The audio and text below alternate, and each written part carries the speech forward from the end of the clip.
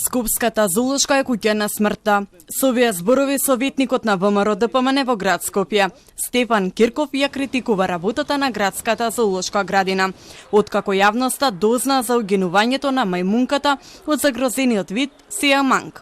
Кирков обвини дека институцијата се обидела да го сокрие случајот. Станува збор за бактериска реакција и најнови информации кои можам да ги споделам со вас, патолошкиот наод веќе покажува дека станува збор за карциномско заболување. Испитувањата се направени на 2 и 3 месецов, а ние до ден денески, иако сме 16, немавме никаква информација. Според него сомнежите се дека животното било заразено преку загадена храна или нечестотија во живеалиштето. Симајангот беа 2 единки во зоолошката градина. Се испоставува дека се експериментирало и се предпоставувало дека единката е трудна, за потоа да се испостави дека они се сомнева дека има некоја болест.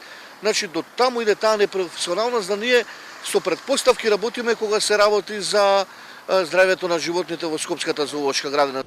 Од зоолошка вела дека точната причина за смртта ќе биде објавена штом стигнат официјалните резултати од обдукцијата направена од Факултетот за ветеринарна медицина.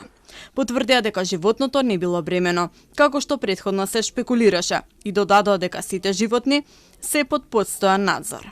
Во врска со угинатата женка од видот сиаманг, ве известуваме дека точните причини за смртта ќе ги објавиме веднаш штом ги добиеме официјалните резултати од обдукцијата направена од страна на стручни лица од Факултетот за ветеринарна медицина со цел поголема транспарентност, како што тоа е пракса и од минатото.